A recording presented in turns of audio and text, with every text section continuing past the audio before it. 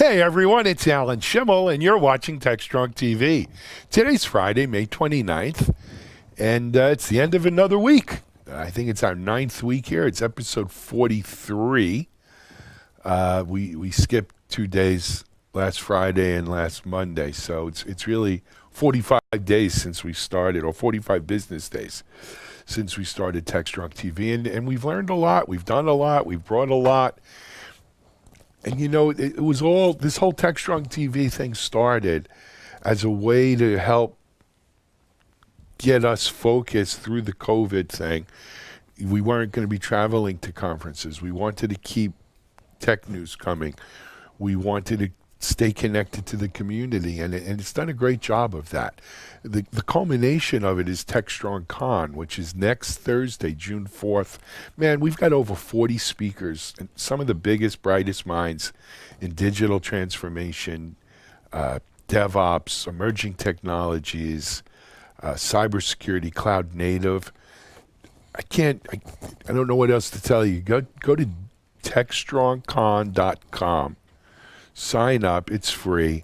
Join us. It's 12 hours, whether you're in Europe or Asia or the U.S. or North America, South America, or Australia. All my friends down in Australia and in New Zealand, Oz. Please join us. Be part of the community. We're running a whole bunch of TechStrong challenges you'll find on LinkedIn. TechStrong Con Challenge on LinkedIn. You know, post a picture of how your work from home setup. Be entered to win an iPad or a drone, as well as for everyone who enters, we make a charitable donation. So it's important. We want to see you out there. TechStrongCon.com and the TechStrong Challenge on LinkedIn. That being said, we've got a good show for you today. Kind of what you've been coming to expect from us here at TechStrong TV in terms of what it is. Happy to introduce a new company to our audience called Shuttle Ops. We have one of the co-founders on, Damith Koranarate, and I mispronounced his name. I apologize. I had a tough time even in the interview with him saying it in front of me. But anyway, don't be put off by that. Shuttle Ops just released a pretty cool no-code SaaS CI/CD platform that and it's born out of their experience working with customers using Chef and Jenkins and all of these tools over the years. So good interview with Durance there on Shuttle Ops. We also have Nir Bar-Lev from another company called Allegro, and Allegro is Allegro AI is actually the website. Pioneer in deep learning and machine learning software lifecycle management, really kind of cutting edge stuff. Nir Bar-Lev himself is a pretty accomplished fellow, worked for a time at Google and so forth, and I think you'll enjoy what Nir has to tell us. And then finally, from my interviews today, I'm pleased to introduce you to a fellow named AJ Nash. AJ is an Anomaly Senior Director of Cyber Intelligence Strategy, but his background was working in the Intel community government-wise as both part of the Air Force and then a contractor. And really, he's going to talk about how sort of that, government-related intelligence and intel factor in to threat intelligence and what we're doing more in the cyberspace, right? AJ worked not just in cyber when he was with government, but there's a lot of parallels, a lot of lessons learned there. And he has some great thoughts about how you marry this to risk and so forth. So I think you're going to enjoy my conversation with AJ Nash. After that, I'm going to give you the news headlines for the day, and then we will send things over to Charlene O'Hanlon, our managing editor. Charlene has John Kim, CEO of Sendbird, on today, and they're going to talk about the digitalization of human connections. And then it's the Analyst Corner with Mitch. Mitch has a really good interview today with Steve Long, AppDynamics Regional CTO, about a new Agents of Transformation report that AppDynamics did in survey. And then after Mitchell, I'll be back to wrap things up. So it's a great way to end your week on a Friday here on TechStrong TV. We're going to take a quick commercial break and be right back with our first guest. Tech is strong. We may be working from home, but tech goes on. Tech will continue to collaborate. Tech will continue to communicate. Tech is strong. Join us for TechStrong Con, June 4th, 12 hours strong, TechStrong. Featuring John Bacciagalupe Willis, Shannon Leitz, William Hurley, Jasmine James, Kat Swatell, Cornelia Davis, James Wickett, Courtney Kistler, Damon Edwards.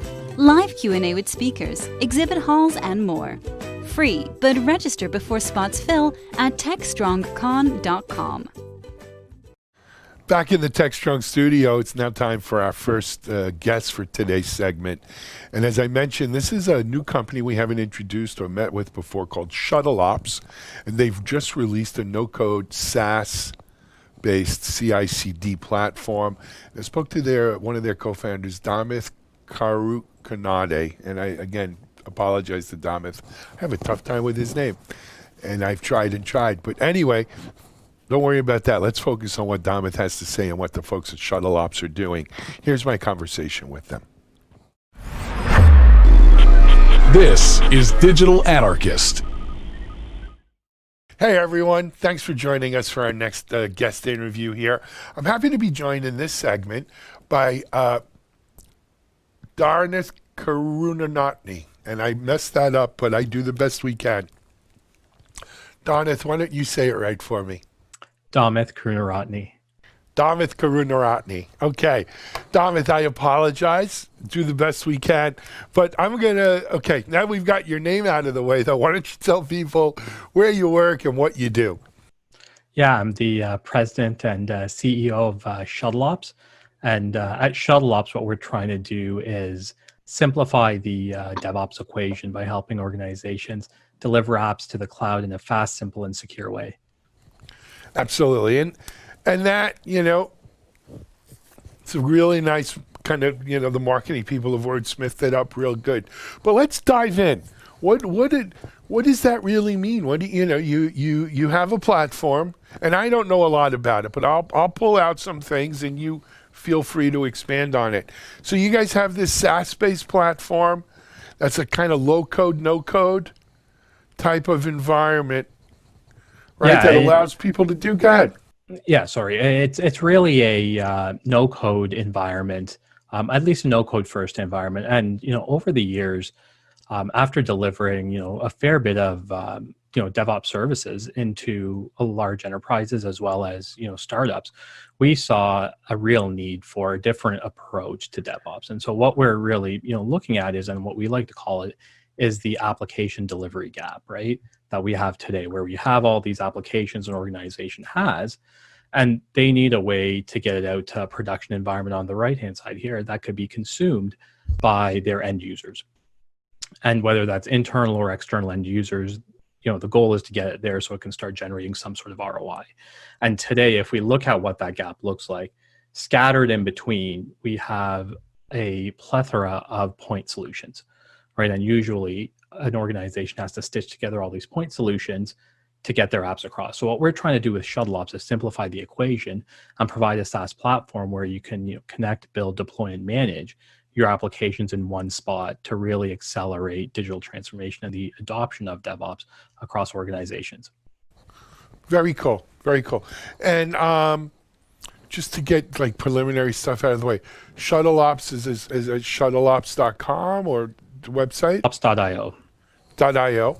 Yeah. And you know what? I always like to ask, Damit, give our audience, there are people sitting out here, engineers, who say, you know what, I'd like to start my own company. With everything going on in the world, maybe this is a great time to do my own thing. I've had this idea. I think that we could change the world with it.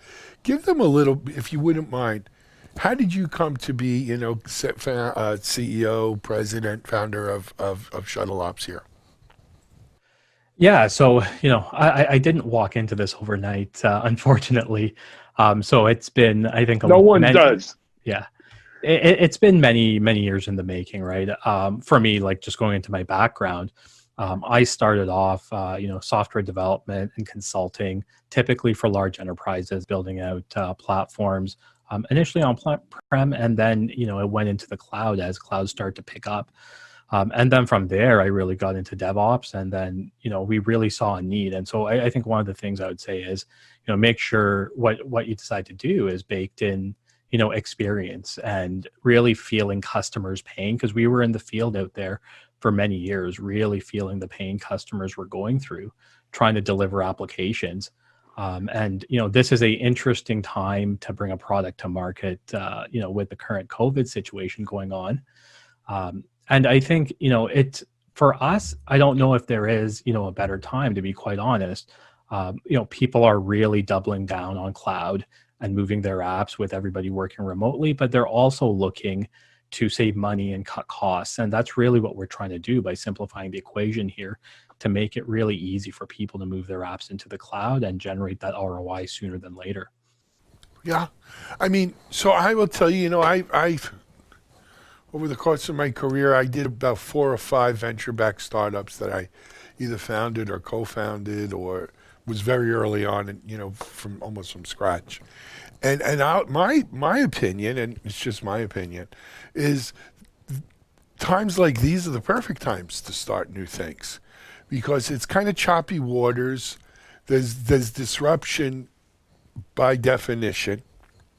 And during times like these, it's when people may be looking for new solutions, new ways of doing things, ways to be more efficient, save some money, do things faster, right? Where, when it's all smooth sailing, people are hesitant to change. But this is a great time, right? Yeah, To be thinking. Yeah, no, I completely agree. And especially now with so many people working from home, there's a lot more opportunity, I think, to engage people online than there has been to get the message across and get those innovative solutions out there. So I completely agree. Yep. Another element that I would join to it, which is you know what they say about investing in stocks, you can't time the market.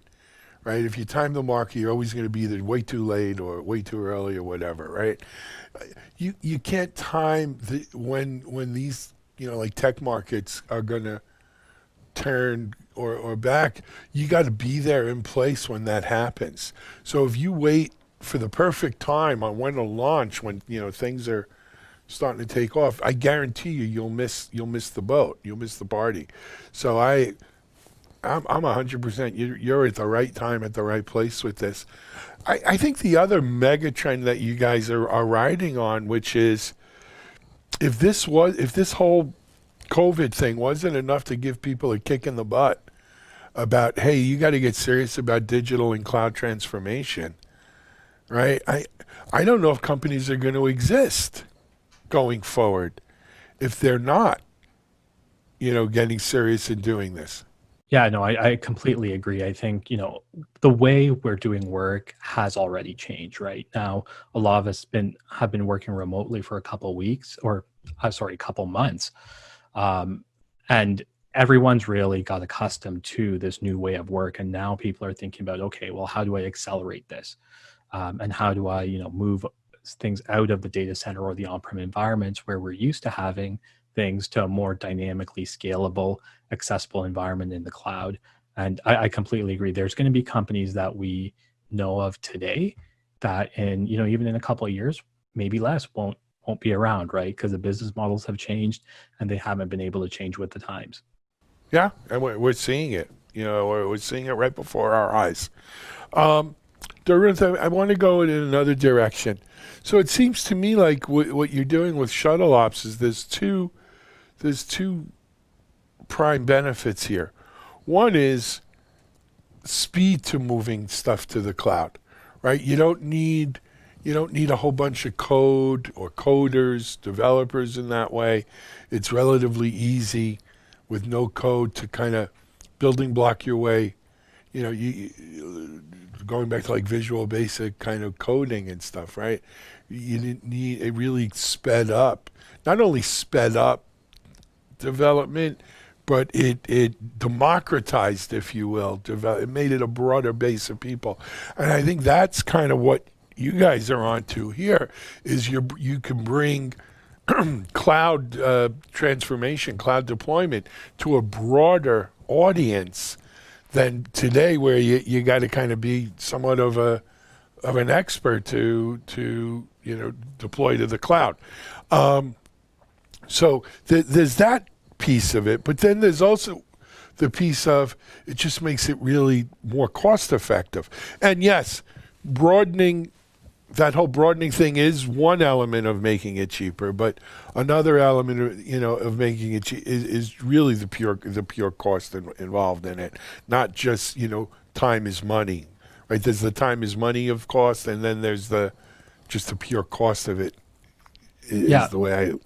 Yeah, and I think the other piece to add to that is, as an organization, where do you want to spend your money and where do you want to invest your funds, right? You have an industry vertical you're focused on, or multiple verticals, and that customer segment better than anybody else does. And so do you want to spend that, time and energy investing in developing great software to delight those customers? Or do you want to spend some of that time and energy in automation? And like our perspective is automation is essential to be able to get the products out there to market faster. But I think, bang for the buck wise, you should really spend your energy and time and money on delighting your customers. And that's what we really want organizations to think about, is like spend the money where it makes sense for you, where you can really differentiate and grow the business. And then we can help you, get there much quicker and a cost-effective way with shuttle ops. Absolutely. All right. From the technical point of view, is there anything else we want to hit on before I have some other areas I wanted to talk about? But I want to make sure we hit really technically. Does it work across cloud platforms? It works across cloud platforms. So we support AWS, Azure, GCP. One of the things we really focus on too is being able to package COTS applications. So one of the frameworks we support out the gate is called Chef Habitat by Chef Software. Sure. And that really allows users to take apps, whether it's, in-house or legacy, or, vendor bought COTS applications, and package them and get them out to the cloud. And I think, there is a desire for organizations that have these legacy apps to try to get at data centers and move them into the cloud, right? Get off old operating systems that are end of life and no longer have support into a modern one without doing that rewrite. And so, there's a really, convenient way with the Habitat framework and the native support that ShuttleOps provides to do that. That's excellent, man. Really, really cool. It's good to see Habitat being used like that. We talk to the Chef folks pretty often, obviously, and I'm glad to see that it's incorporated into this. It's a great thing. We're very excited, and before even ShuttleOps, we did a lot of work with Chef just on the services side, and so it's been a long-standing relationship we have with them, and they've been great in this whole process. Cool. So let's talk now. Let's turn now to, man, there's no time like the present. There's never a perfect time. You're launching ShuttleOps. How are you getting the word out to people? How do you get out to the community? Maybe the same way you would, non-COVID times, or is there something special you're doing now? Give us a little insight. Yeah, plans have changed. Like before COVID, and maybe if I take a step back, like this all started almost a couple of years back, right? We never planned to launch this during COVID. That was not in the cards, and then things happened, right, and we kept moving forward, right? And that's what you gotta do. So in terms of getting to market and reaching the audience, initially we had a much more aggressive events roadmap planned out. And so some of those events have completely gone away. Some of them have changed to virtual. So so it's really been about, engaging our audience where they're at. And a lot of that is online right now. So we're using, the standard methods of, social outreach, but we're also attending online events to get the message out there, participating in interviews like this one. Definitely helps, right? And, absolutely. And also that's working, what we're here for.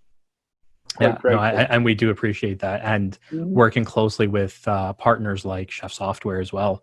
They have a helps. virtual. Chef has their virtual. Well, they went from ChefConf to to a virtual, but it's not really going to be ChefConf. It's a different kind of thing they're doing because I've spoken to them. Are you participating in that? Because it's not as big as like ChefConf would have been. It's a different kind of thing. Yeah, so we have 2 members of the team giving talks this week, and I myself will be speaking next Wednesday. Very so cool. We're definitely fully engaged in that. Good for you guys. Who would you say the target is there? Is it the hardcore developer, or does the hardcore developer say, no, I like to do the coding, the cloud engineer? I want to, to me, it's, so I'm old, right? Let me say that.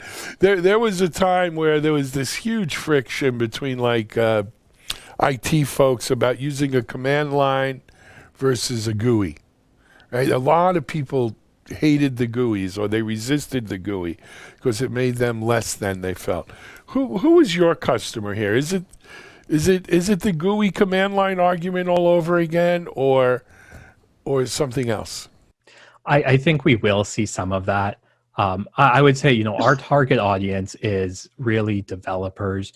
There's a section of it that's IT ops and a section that's actually business stakeholders. So let me start with the developers there.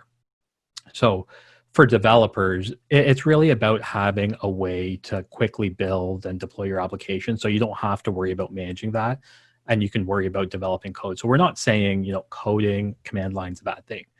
We're just saying, let us help you focus on coding your app, right?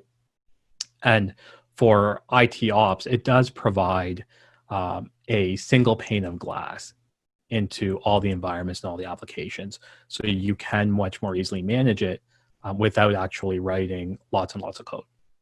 And then for the business stakeholder, it's really about being able to align business processes to DevOps pipelines, right? And so what we've seen a lot is business alignment and technology alignment don't simultaneously happen, and there could be friction there, right?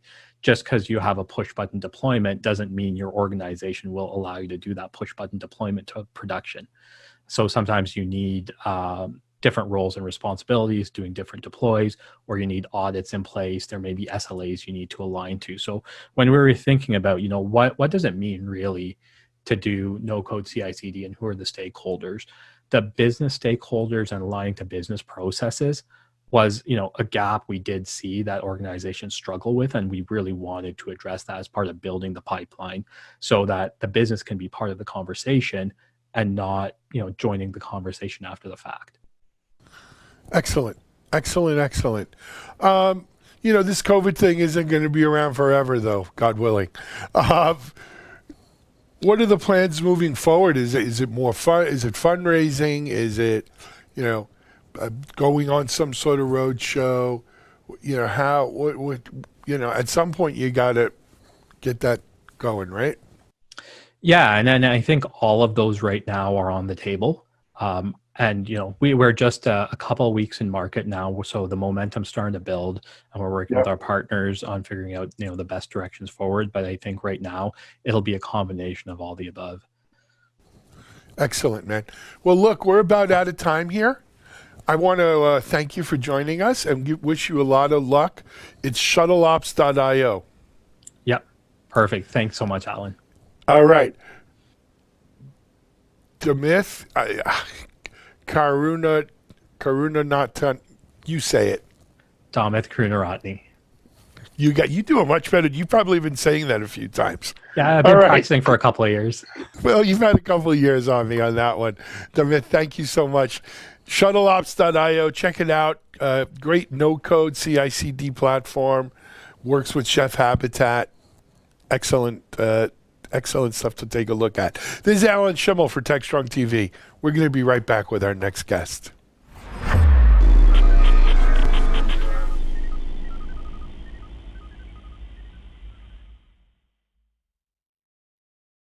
With the COVID-19 pandemic, it is important to protect yourself and others from spreading the virus. Prevention and personal safety is key. Here are the top ways you can protect yourself and others. Wash your hands often with soap and water for at least 20 seconds. Avoid touching your face. Practice social distancing and avoid high-risk potential people. If you are showing symptoms, stay at home. If you must go out, wear a face mask. Always cover coughs and sneezes with a tissue, or use the inside of your elbow. Clean and sanitize frequently touched surfaces daily. Together, we can prevent this pandemic.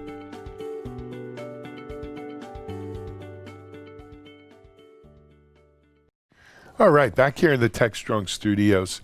You know, we film a lot of these interviews a day or two before we actually run them. And we've developed a cadence over the months where basically in the morning we do interviews with folks from Israel and Europe because it's later in the afternoon their time. And, you know, speaking to a lot of the Israeli companies, you really realize just how deep and broad the technology startup space is there. This next company I'm going to introduce you to for the first time to our audience is called Allegro AI. And one of the co-founders, CEO, is Nir Bar-Lev. Nir is a fellow who has, 15 plus years of experience in AI and in AI and deep learning, working for companies like Google, some of the biggest companies, technology companies in the world. You can tell just talking to Nir, he knows this space well. And what they're doing at Allegro is pretty cutting edge, right? It's not for the beginner, but they've developed a real product that I think will really help people. I'm going to let Nir can tell you better than I. This is my conversation with Nir Bar-Lev of Allegro. This is Digital Anarchist. Hey everyone. Okay, on this segment of For TechStrong TV, I'm going to be joined by Nir Bar-Lev of Allegro. Nir, welcome to TechStrong TV. Hi Alan, thank you so much for having me. It's our pleasure to have you. Thank you. So, Nir, I don't think we have introduced Allegro to our audience before. So this is a kind of a first impression, if you will. So, and you know, our audience tend to be rather technical. They're dev, they're ops, DevOps, cyber, cloud native folks. So why don't you give us a quick background on Allegro and maybe how you came to be at Allegro and your background? Sure. So maybe I'll start with myself so that we can talk about and focus on Allegro. So, you know, I'm an engineer by training and did that for about a decade, but then spent most of my career in product management and business roles. And actually the last 10 years of my life before starting Allegro at Google, doing a whole bunch of roles from the mobile team back right before we launched Android, to helping set up Google's Israeli Dev Center, to leading Google Analytics in Europe, and then Google Advertising, search advertising in Europe, and a whole bunch of other roles. So that's how I came to Allegro. Mm-hmm. And you were one of the founders of Allegro. Yeah, myself and two of my partners, correct. Mm-hmm. Yeah, and then at Allegro, basically, what we do is we help companies that have either machine learning or deep learning workloads or basically products or services. And the reason for existence is because AI, machine learning, deep learning, it's fundamentally a different paradigm on how to do software across the full life cycle of the product. And once you have a very different paradigm, there's really two big things that you need to handle. One is, what's the talent that you need to have to drive this? And in AI, it's a data scientist or the research scientist that you need to effectively integrate into the engineering product operational organization. And that's not easy. And then the second thing is you need to have tools, because as with any process or paradigm, in order to be able to deliver high quality solutions fast and cost effectively, you need to have the right tools for the trade. And so at Allegro, we basically provide an end-to-end tool chain that focuses on the specific aspects that are unique to the AI paradigm, so that our customers can focus on building, delivering better solutions, and also being able to effectively get as much productivity out of their research scientists so they can focus on innovation, their engineers that can focus on scale, and integrating those together as a cohesive group. Sure, excellent. And so, You know, Neil, when we hear about AI and DevOps and ops a lot of it is focused on what I call the AI ops. On you know, it used to be application monitoring or you know a management APM. Um, but really, what you guys are, you're more of a it sounds to me like more of a deep learning using AI and machine learning. Fair? Um, so our roots are actually, deeper in the deep learning space than they are in machine learning. That's correct. I think that although we do have a set of solution that actually works just as well for machine learning, where we excel and where we are unique and differentiated is once you get into more into the deep learning aspects and what we call the unstructured data space. So any use cases that have to do with whether it's computer vision, audio, NLP, signal-based data, time series data, IoT data, that's where we really are differentiated and have best-of-breed solutions. Excellent. How long is Allegro? I'm sorry. How long has Allegro been established? We're coming up to 4 years later in this year. I kind of knew that, but I just want to kind of lay it for the story here. So over the course of the 4 years, you know, we have seen, we've seen the technology here get much better, right? I think when the algorithms are better, the processes, and I think they're better as a result of a better defined mission, if you will, right? I think, you go back 4 or 5 years, the idea of being able to do this kind of stuff was kind of gee whiz, wow. But, what was the particular mission? Where does the rubber meet the road on how we're going to use this to make our organization more high performing, more profitable, more efficient, more, better? And so I'd like to, if you wouldn't mind, you've been in this now. You've been at Allegro 4 years, but you've been in this during your times at Google and et cetera.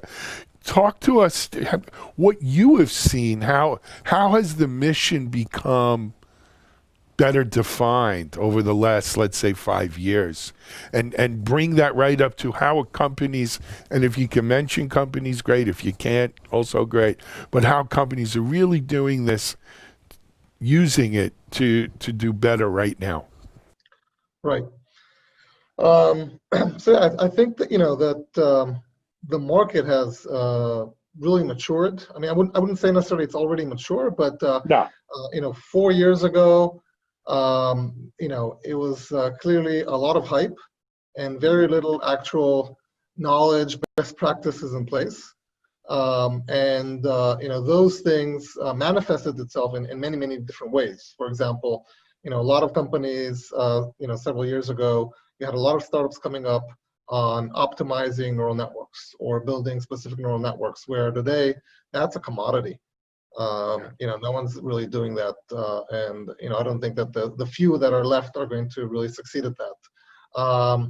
At the same time, we saw situations where you had research scientists, data scientists, very few of them. So the ones that you had, we'd see very junior people in organizations. It could be startups, it could be large organizations that were heading, data science teams. And, that's not good to have a junior person heading anything, if you want to be professional about what you're doing in any organization. But that was the reality. And so, as a result of that, poor decisions were being made. The other thing that we saw, which changed drastically, is what I mentioned about data scientists as the new talent that you need. 3 years ago, 2 years ago, we saw a situation where companies thought that all they needed to do was hire data scientists and then products would come out. They didn't realize that data scientists are effectively researchers. They do research. But when you build a product or a service, that's an exercise in engineering. And so this whole aspect of how do you actually move from the science to the engineering was something that no one understood was even a problem, right? This is something that now everyone understands. That's another facet of what has changed. And then the tooling. 2-3 years ago, we'd go to potential customers and leads, and they would ask us, why do I even need tools for this? I have my TensorFlow, and all I have to do is, and that's it, I'm done. And then, and then later on, it was, oh, okay, of course I need tools, but what are you talking about? I can build this on my own in like 2-3 weeks, which was also, interesting answer. And then, and today, it's like, great. How are you different than your competitors? What are the feature sets? How do I integrate with other things in my environment? And so you see that maturity happening, and we actually saw that happening really quickly. And there's still a long way to go, but the market is really moving quickly, nicely. Yeah, absolutely. It's funny, you know what? That's probably one of the best kind of narratives we've heard of this whole space, because you're right. 4 or 5 years ago, it was a gee whiz kind of technology that seemed very future-y, but not doable. And then I think certainly over the last 5 years we've seen the rise of the data scientist. But you're 100% right. Just having data scientists doing research on data doesn't translate to more money or profits or efficiency or anything else. It just translates to research on data. And so how do you get from that to something valuable? You have to engineer a solution. Solutions require tools. And I love, when you said, most people say, some people say I could build this in 2-3 weeks. It reminds me, I used to tell when I was in the vulnerability management space 20 years ago, our biggest, we had this whole workflow for managing vulnerabilities. Our biggest competition was the spreadsheet. People thought, they were going to build a spreadsheet-based workflow, be perfect. It don't work like it, it's naive, but people need to, sometimes you got to let them fail. Right, and they gotta, and then they come back around, right? A little bit more wiser, a little bit more educated on it. That is so true. I think it's two things on that.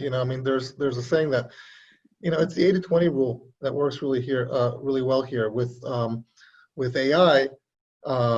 You can build, prototypes really quickly. Building, for example, an autonomous vehicle to drive in an empty parking lot is actually that simple, really. But building it to be able to drive in a real world scenario in streets, that's difficult. And that's really the thing that people didn't understand, right? That 20% or whatever, 5% you need to get at the end, that's where most of your work is going to come in, and that's really tough to do. And the fatality rate from that 5% will sink the whole thing. I think the biggest thing with autonomous vehicles is just taking into account other vehicles that are driven by people. If every vehicle was driven by a machine, and so you can count on how it would react, I think it would probably be an easier exercise than factoring in the randomness of human reaction. But this whole AI thing, and some people have a tough time, telling or differentiating between AI and ML, right? Pure AI and ML. But it's such an overhyped area. It was then, it still is now. I think we're just starting to see companies like Allegro and companies that are truly doing real stuff, not pie in the sky kind of,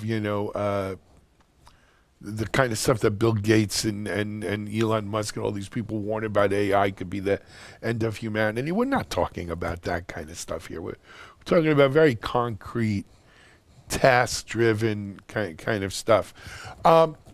So we look back at the last 5 years. Let's look ahead. How do you see this going, getting better? So first of all, you're absolutely right. In terms of what we can expect is we shouldn't expect the doomsday scenario, or other people are going to think that it's good, but these scenarios of amazing AI that can replace humans. That's not going to happen. AI is going to be able to help us in very specific tasks, and that's going to do a really good job in that. right? So that's basically the way I'd say it is that the things that you see today as initial prototypes, that's going to be what's going to be available in several years. It's really about the fact that they're going to be robust, they're going to be trustworthy, and they're going to be working well. I think that where things are going to change significantly, what's going to make that happen is that maturity and understanding that, okay, now in order to build solutions that are robust, scalable, and effective, you need to be able to put in together the engineers and the data scientists with the right process and a set of tools to be able to make that happen. And I think that's where we see now the focus, and this is what organizations are going to adopt over the next several years and be able to then come up with products. Just to be clear, as you said it correctly, I mean, the hype is really high, and there's a really big difference between what's happening on the ground and the hype, right? Most companies, the overwhelming majority, and I can't necessarily put an exact number on it, but my take on it is at least 90% of the organizations out there are still in the prototyping stage, right? I think McKinsey or Accenture put out a report recently talking about 80%. So not far off from what I feel like when I see the market. I don't disagree. I don't disagree at all. We got a little time left. I almost have to ask, how has the whole COVID and everything kind of affected business over there at Allegro? I think so obviously naturally as a startup in its relatively early days, we had to make some restructuring to make sure that we're prepared for the worst and hope for the best. But aside from that, which I think has nothing to do with our specific business, actually our business has been doing really well. We have an open source go-to-market, so we also measure our growth in terms of that, as well as obviously revenues. But our growth has been consistently in the double digits month over month, and it hasn't changed in the last several months in COVID-19. We've been also proactive about it. We came out with several pieces of content showing how using our tools you can affect better productivity from remote work, and so we hope that also had some effect. But in general, data scientists, data engineers can work from home, and again, let's be honest, right? This is an early market, and so when you're in the early days, we still have a whole bunch of early adopters that are using our products. We're not going to stop, and so for us, it's been to some extent. I told my board, it's if you just look at our numbers, you wouldn't know that there's COVID-19. You'd think it's business as usual. Yeah. Nothing's happened in the world. That's great, fantastic. But it also makes sense. I've said this before on TechStrong TV in our interviews.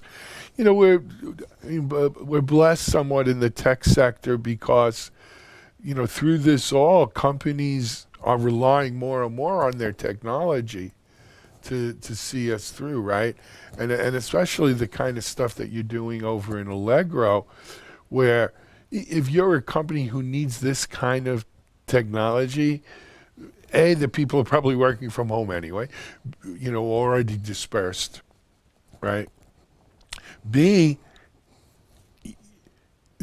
it's almost more important that they do this kind of work now than before, because this is the kind of thing that tends to carry you through these kinds of periods. So thank goodness, thank God for that. Eventually, if consumerism goes down and people consume less, the companies who are using your solutions may feel it, and it could work its way down, right? I mean, and yet that's why you say you got to prepare for the worst. But I think overall, especially if you're doing anything in open source cloud native cloud kind of stuff, I think there's going to be a rush to that, as things begin to open up more and more. And we were talking off camera, in Israel, it's opening a bit and stuff like that, or much more than it is, maybe in other countries. As this trend continues, things will get better with it, right? I don't think it's going to go backwards. Time marches forward. It's very hard to make time go backwards. Absolutely. I mean, look, AI is about automating, right? Automating things that it's really about being able to analyze, big data and come up with predictions where the humans are not as good once you have, so much data. And so this is the kind of automation that, challenges like COVID-19 create, make those things, like you said, even more important. For us specifically, we're based in Israel, but, we're a global company. We have customers in around 50 countries in the world. It doesn't matter. And as I've mentioned, we haven't seen the effect of the virus anywhere. From our perspective, we're doing good. We're growing, and let's hope it stays like that. Right? Thank you. It should be well. All right, we're about out of time. Nir Bar-Lev, Allegro, thank you for joining us on TechStrong TV. Continued success. Come back and visit us. Thank you so much, Alan. Thank you for having me. A pleasure. Alan Schimmel here on TechStrong TV. We'll be right back with our next guest.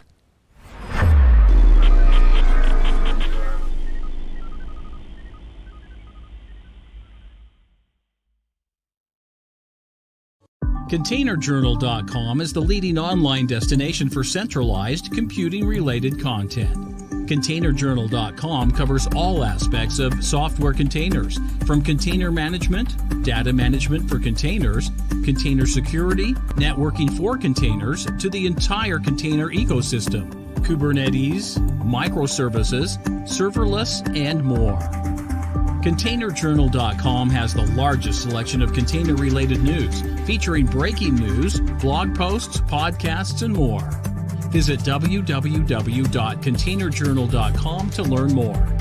ContainerJournal.com is operated by MediaOps Inc., the team behind DevOps.com, Digital Anarchist, SecurityBoulevard.com, DevOps Connect, and DevOpsDozen.com. Okay, everyone, back here at the TechStrong TV studios. Our next interview is with a fellow I haven't had the pleasure of meeting before. His name is AJ Nash, and AJ is the Senior Director of Cyber Intelligence Strategy at Anomaly. Anomaly, of course, is a leader in threat intelligence and so forth. But AJ has a really interesting background coming from the U.S. government intelligence field. He was in the Air Force for a number of years, then as a private contractor. And so he brings sort of that classic intel mindset to cybersecurity threat intel. And AJ's really working on how does that manage, or how does that marry up to risk management? Obviously risk management from a cybersecurity point of view is just a little different than the risk management he was doing in general intel for our country. But a really bright guy, and I think you'll enjoy his fresh take on how he views threat intelligence and how it's all part of our bigger strategies. So here's my conversation with AJ Nash from Anomaly. This is Digital Anarchist. Hey everyone, it's Alan Schimmel. Back here for our next guest on TechStrong TV. And our guest right now is AJ Nash, and he's from Anomaly. Hey AJ, welcome to TechStrong TV. Hey Alan, thanks for having me. Happy to be here. Absolutely, it's our pleasure. We were talking off camera a bit, and wow, what an interesting background you bring to our show today. Before we jump into what's happening with Anomaly and so forth, why don't we give people a little bit of idea? Who's AJ Nash? Yeah, sure, happy to.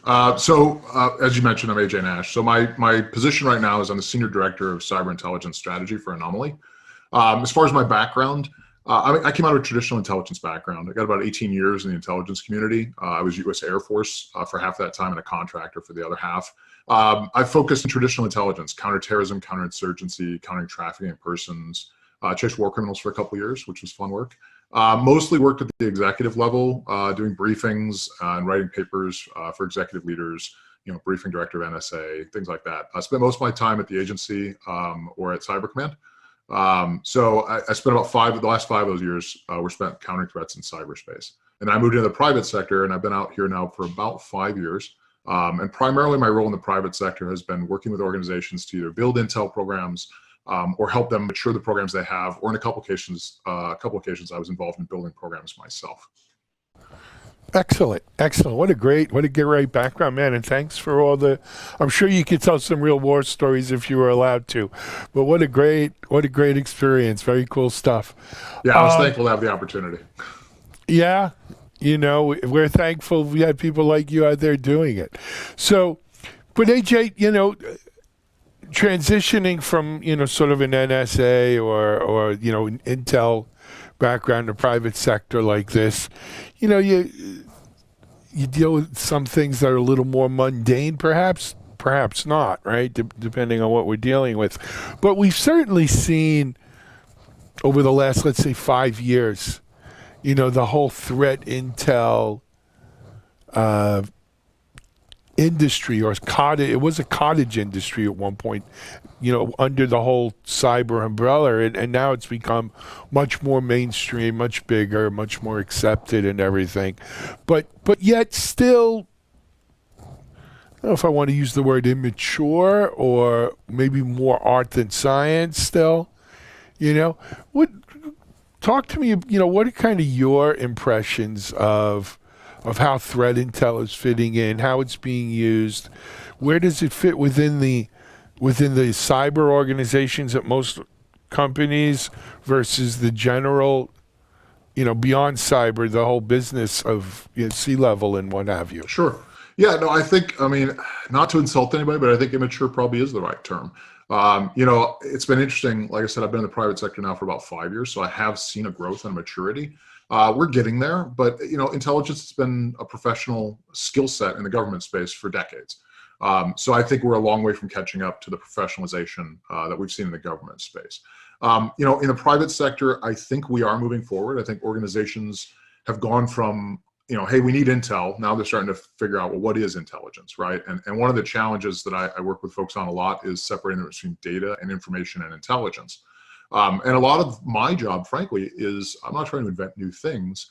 It's about bringing the best of breed from the private sector, or from the government space, I should say, into the private sector. So things like Joint Publication 2.0, for instance, or intelligence community directives, bring in doctrine from the government space to teach the private sector how to do professionalized intelligence. So I think that's growing. There's a lot of folks leaving the government who have this background, who are able to get out and teach people how to do it properly. Because the challenges I think we've seen early on are organizations are starting to get directives from above, from the board, or from the C-suite programs, but not really defining what that is. And a lot of times I think you see organizations that take, a really talented person, say the head of their IR department, and who's due for a promotion, and now you're the director of intelligence. And they say, great, and they start trying to build this intel program, but they hire people like themselves.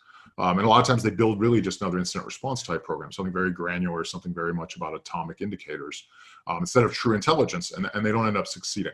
The other challenge I think we see a lot of times is organizations that want to invest in intelligence, but they put it in the wrong place in their organization. They build it and put it in the SOC, buried under the blue team, something like that.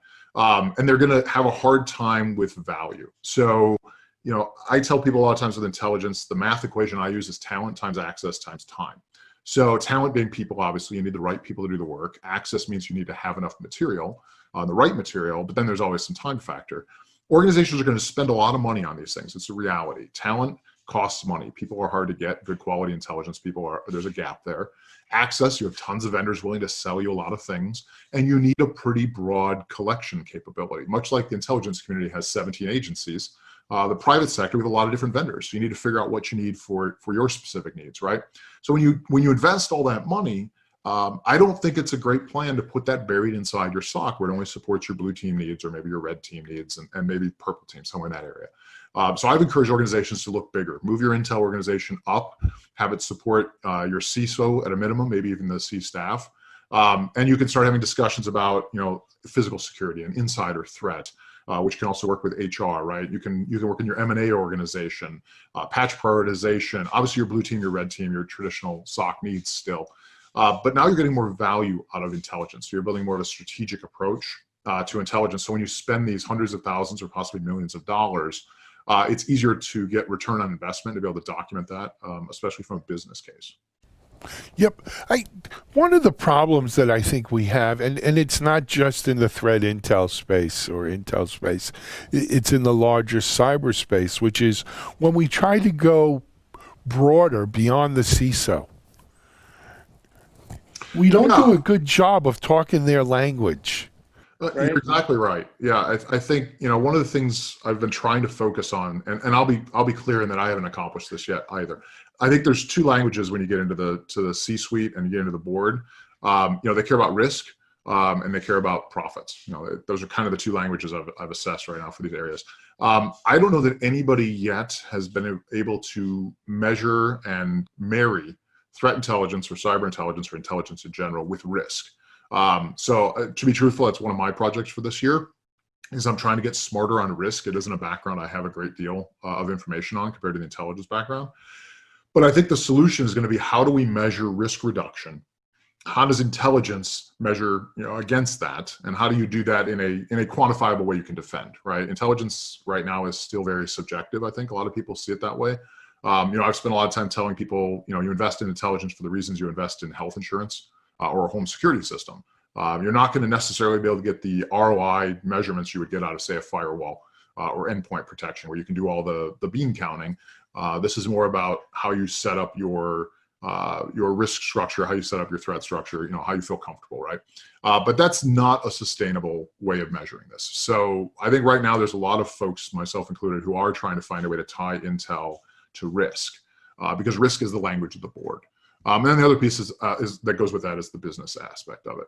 If we can reduce risk, we can improve profitability, we can improve our brand, things of that nature, right? So I think ultimately to be successful, we've got to get to a point where we can explain to the board why, if you spend this much money, there's actually value in doing it. And right now that's really, really hard to do. I think most are still looking at it as just straight cost.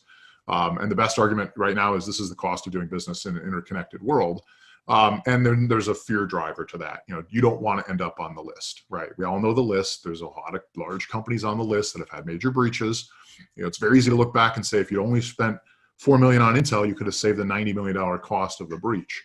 But long term, I think we've got to figure out a way to tie this to risk. And that's one of my pet projects for the year. And if I'm going to be really honest about it, I'm a little behind, frankly. It's a hard thing to do, and I haven't figured it out yet. It is, and you're not the first person to bang your head on that wall.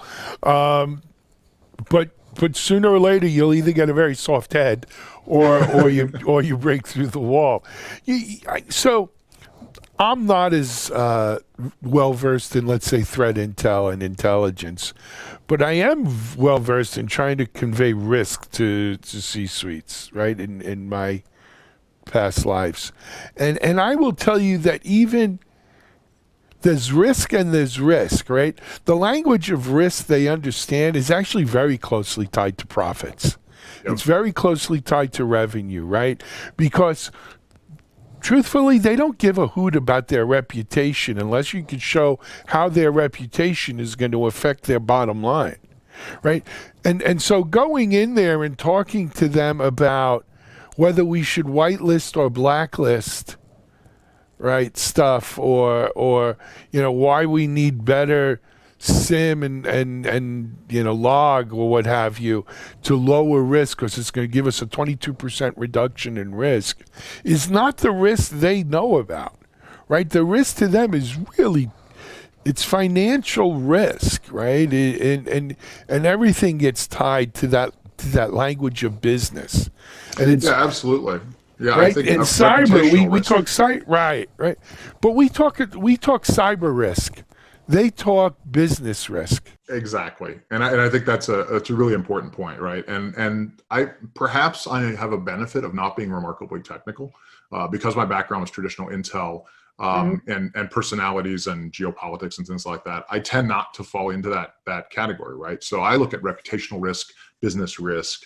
And that's a key piece, right? The board does not care about, the 22% reduction on the SOC, based on the SIM. If you put this intel in and these alerts, they don't care about that. They're gonna tune that out. They do care about understanding that there's adversaries that are after our industry or our geography, and by making these changes, we lower our we shrink our footprint, we lower our risk, and the result is going to be X if you are actually compromised. They do understand the measurements of back end risk. Once you've been compromised, how bad will things be, like the FAIR model, things of that nature. So FAIR is a perfect example. Exactly. What we need to do is figure out the front end that goes with that. FAIR does a great job of telling you if you're compromised, how bad is it going to be, how much will it cost you. Nobody's figured out the front end to say, how do we reduce the possibility of even getting to the FAIR model? How do we keep from being compromised? And I think that's what we're working very hard on is understanding adversaries that have interests in us, what their capabilities are, what the likelihood of their actually showing up at our doorstep is, and then being able to extrapolate and say, if this happens based on past experiences, this is likely to be the damage that'll be caused, and this is our reputational damage, and as a result, you want to avoid that problem, right? Because if you're a financial institution, for instance, people won't invest in you if you get compromised, or if you're God forbid, if you're a cybersecurity organization and you get compromised, it's pretty bad for your business. So I think that's the case we need to work more on. With the executive level. And it's like you said, it's hard. My head isn't soft yet, but it's certainly working its way there.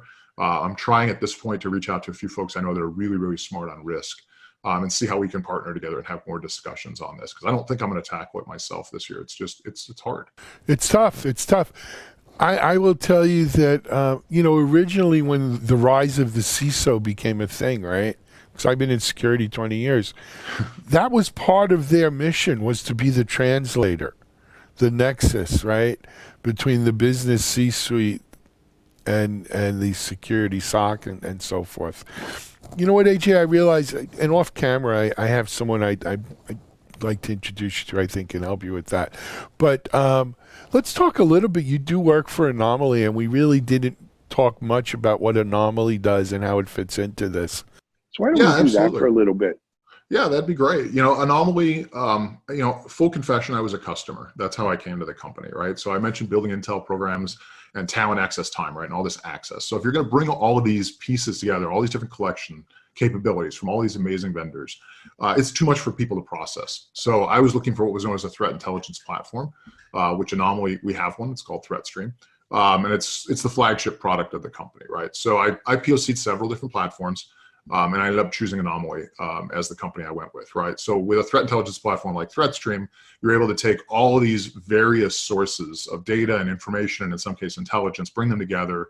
We have a machine learning algorithm that dedupes these bits of information, that adds context to them, that can add some confidence to it. So the idea is to give an analyst more opportunity to succeed. I can't go through millions and millions of articles, right? So the technology makes it easier for me to work with. Beyond that, we also have a couple other products in the suite. We do have Anomaly Lens, and Lens is a natural language processing tool we have that's really, really cool. There's a couple of very cool things. From an analyst standpoint, it makes your analyst smarter faster.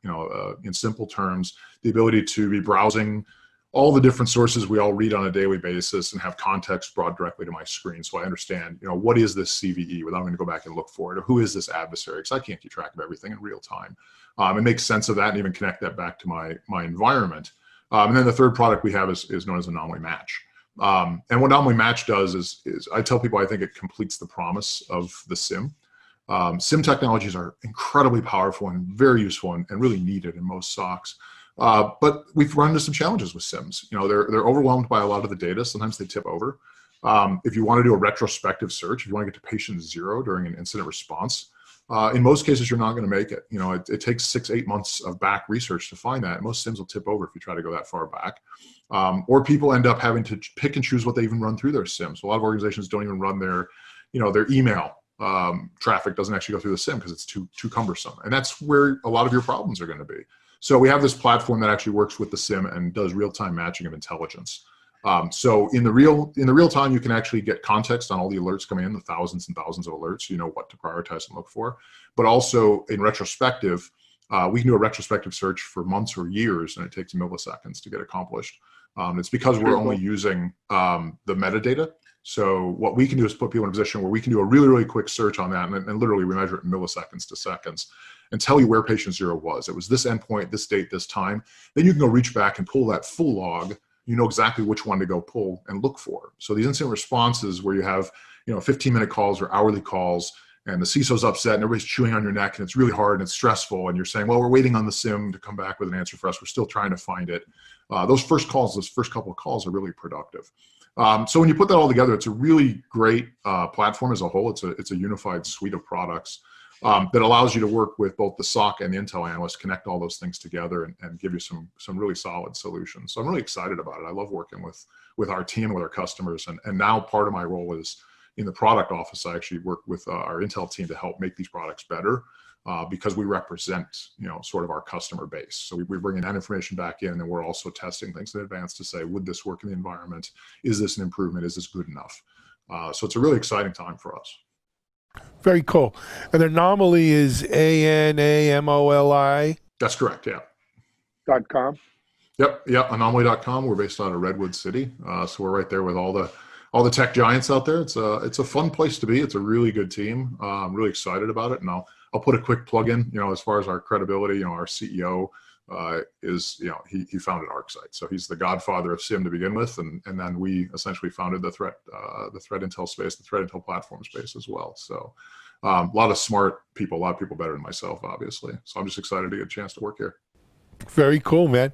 So tell the truth, do you ever miss being back in sort of human intel and government and that stuff? Yeah, it's funny. It comes and goes. There's a lot of things about the government space I don't miss. But every once in a while I get a little wistful. True confession, I just started catching up on the show Jack Ryan. And it only took me a few episodes of that to go, God. Season one or season two? I've finished both now. Okay. Thanks to COVID, I'm home, so I get to binge watch a lot of things. Yeah, but it brought up some memories, and I chatted with some folks I used to work with, and yeah, I miss some of the mission, I miss some of the service, but we are lucky to be in a position where I work with some good people now in the private sector, and we work with some folks in the government space, and I still have friends I get to work with and consult with. So I miss some of the mission, certainly occasionally, and some of the camaraderie. But there's a time for everything. We have good people doing that work now. I'm real confident in the future for us, and I'm happy to be doing what I'm doing right now, trying to help some other people. Very cool, man. Hey, AJ, thanks for joining us on TechStrong TV. Continued success. Great conversation. Say hello to all our friends at Anomaly. Definitely, yeah. And thanks for having me. I appreciate it. Happy to come back anytime, man. Absolutely. We'll have you on. AJ Nash from Anomaly on TechStrong TV with me here today. This is Alan Schummel. We're out right now. We'll be right back with our next guest.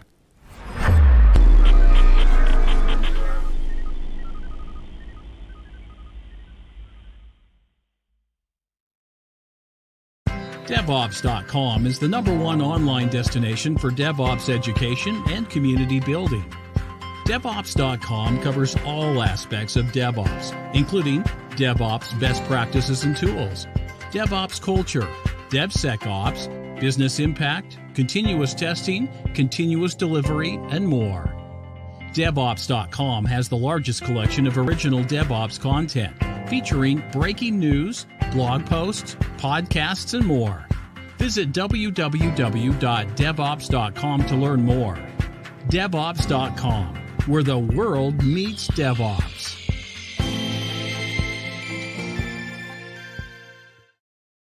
Hey, everyone. Okay, it's that time of our show where we do our daily news review of some of the headlines, great articles over on Security Boulevard, Container Journal, and DevOps.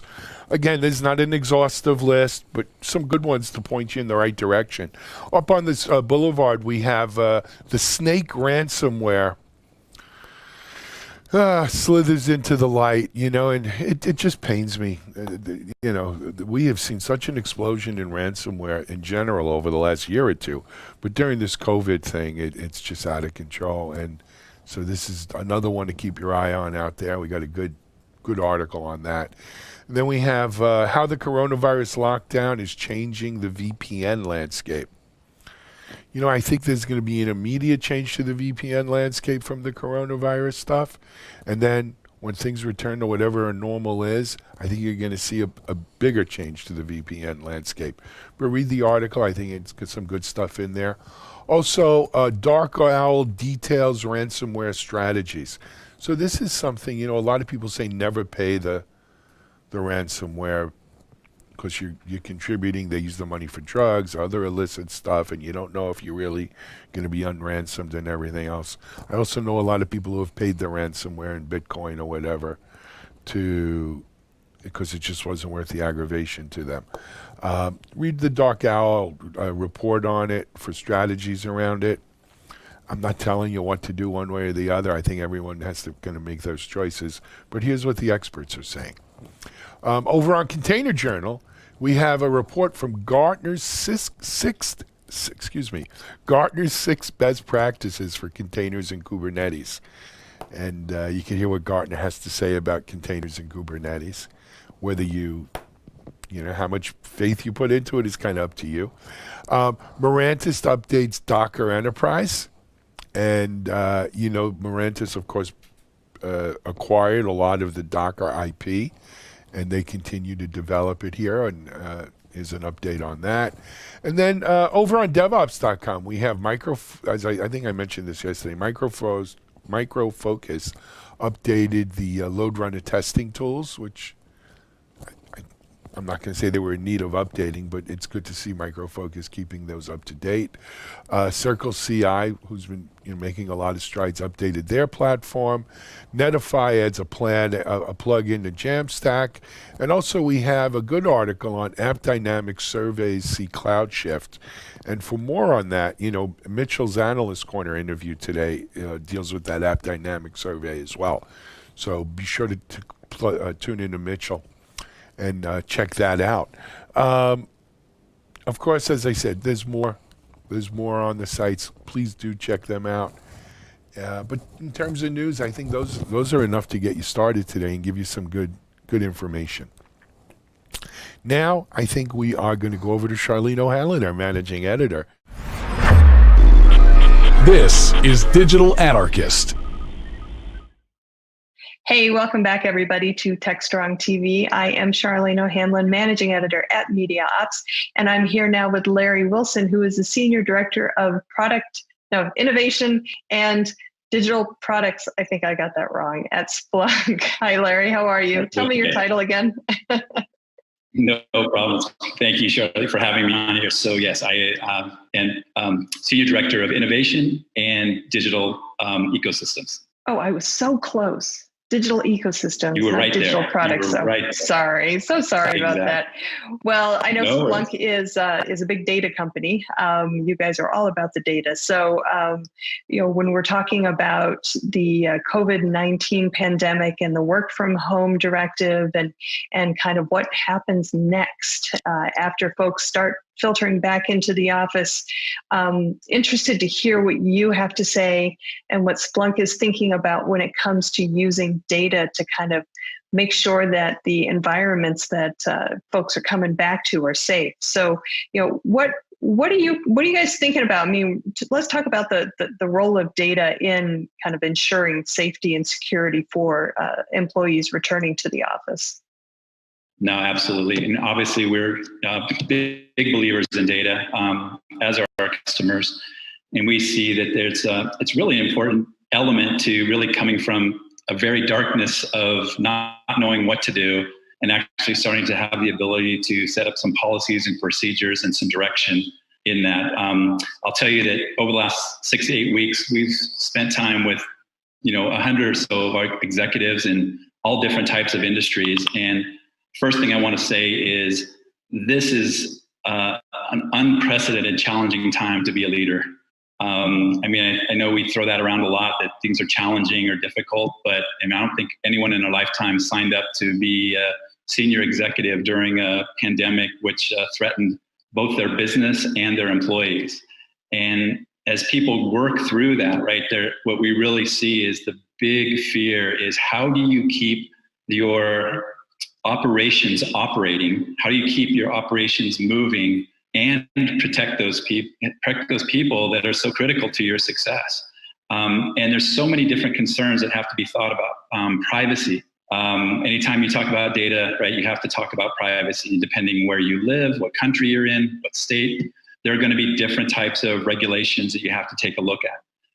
You had economic disruption. A lot of these companies are coming back to work for a while and they haven't been performing. And so doing more with less is greater than ever before. And then you have, different types of things. The most important thing, of course, is employee confidence. Employees, irrespective of what regulators tell them, what we're hearing from these customers is if their employees don't feel as they can be safe and then they can return safely back to their family, they're not going to come in, right? And so it's really this very complex, intricate issue that no one has really seen. And what we've really been focused on in talking to them is kind of learning about how data can help, like I said, start to move that process. And it's the type of data that they've already invested in these technologies. It's things that over the last 10 or 15 years that they have at their disposal, but now it's putting them in a different context to really address this issue. So what are we talking about when we're talking about this data that they have on hand? And I have an idea, but I think it's it's probably going to be something that's very surprising to those who are listening. No, you're absolutely right. There are some things that the people invested a lot in security, right? And physical security. And those badge access systems that people use, those can start to give you clues and help you investigate where a person might have gone across your 30 building campus. So again, if you try to help a leader move from a binary decision of I'm shutting down or I'm staying open, perhaps there's a medium ground somewhere based on the data that says, hey, maybe we don't have to shut the whole thing down. So that's one example. Obviously, Wi-Fi, everyone has to have Wi-Fi in the office, right? And so you have a bunch of Wi-Fi connectors. Those can provide indicators, again, of where people are, how groups of people are there. There's little simple things like smart automation that's gone into the buildings that tell you whether or not if you're ever in a situation where the light goes off when no one's there for a while, that's just a sensor that's measuring something, right? And that measurement can tell you, hey, you know what? This room hasn't been occupied for a while. Maybe we don't have to clean it as often. I mean, there are lots of clues and investigation when you piece them together can help with your decisions and your policies. So what about things like HVAC systems that measure air quality, things of that nature? Are those also the type of data that you're thinking about? Those can all, again, be clues. And I think the key is that right now is most of that data that we're talking about here is all kind of in silos in different parts of your organization. And it's really, if you're trying to get a full picture, it's kind of piecing these things together that really starts to give you the ability to investigate off the board. I personally think HVAC, I'm not speaking on behalf of Splunk here, I personally think HVAC is going to see more innovation than anything else because of the airborne nature of the virus. I think there'll be a lot of things that go into that. But, when those are operating, who is servicing them? All of these things are digitally captured so that you can understand, what's required and who's been involved. Who might have touched something. There's still discussions about if you touch this device and then somebody else comes back and touched it, right? Could you possibly spread things that way? You have records of where all of these critical systems, all the SCADA type systems inside industrial plates, these are highly serviced areas that companies monitor very carefully to see who's touching them and what's being happened. Yeah, I find it really interesting because I don't think a lot of people have been talking about data as it pertains to environmental data. And I think that that's a pretty critical thing for organizations to think about. To your point, whether the disease can be spread by, touching surfaces over certain time periods, or if it's, the airborne quality of the disease and how that can be measured within an organization. I think those are things that maybe companies are not necessarily thinking so much about. But when they think about the security of their employees, I think they're thinking more along the lines of traditional data security, privacy concerns, as you mentioned, things of that nature. So, do you think that environmental data and this other type of data that we're discussing, do you think that that's perhaps, I don't want to say more important, but maybe on equal footing with other concerns that employers should have when it comes to their employee data or employee safety? I do, and I think the people that we've talked to, we can see that they're already thinking that way. I think what you have created through this situation is actually a strong need to marry physical and cyber data, and just exactly what you're talking about. And so, those companies who've invested in cameras, where they can watch areas, and they're doing some very impressive things with regards to making sure that training is correct and that people are doing things carefully.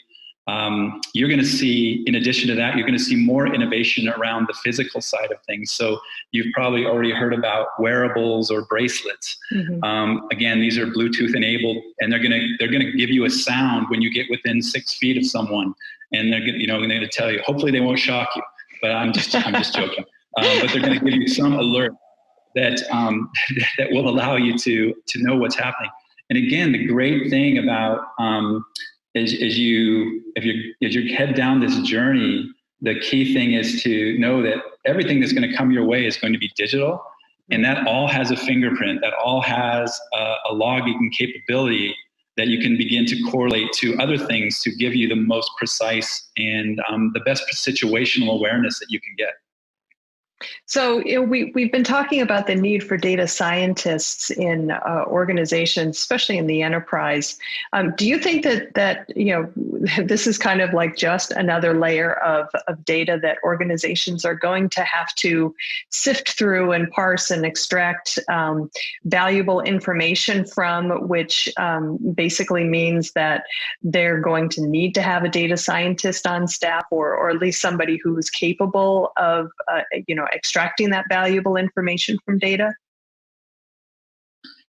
Yeah, I think what we see, clearly someone who understands data is going to be absolutely critical. What title they have, what role they have, I think is going to vary by every organization. But the more sophisticated the companies are about their data, the more they'll be able to take advantage of these new technologies and these new layers, like you said. I think what we see from our customer base is it's really about having someone who can pull across the silos.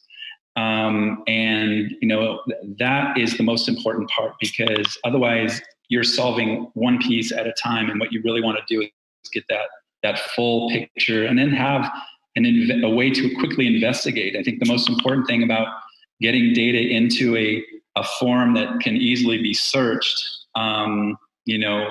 is really what the goal of most of the companies that we talk to. Okay. All right. So looking long term, do you think that there are the data that organizations should be looking at to kind of ensure not just the safety and security of their employees, but perhaps to make the workplace a little bit more employee centric, if you will, so that employees are comfortable coming back into the office, and it once again feels like a natural movement for them? Yeah, I think where we see a lot of companies investing right now is on what I would call the entrance, right? The entrance area, right? So things like your infrared thermometers that are taking people's temperature up front. We're seeing a lot of innovation around apps that allow people to capture a bunch of information to make sure that everybody who is inside should be inside. I think the challenge comes in the unknowns about this virus, and maybe other things that in the future may not be virus related, but there's always going to be some incident that is going to slip through. And again, having the ability to react quickly, I think allows both employers and employees to know how their data is being used, and it's being used to protect them.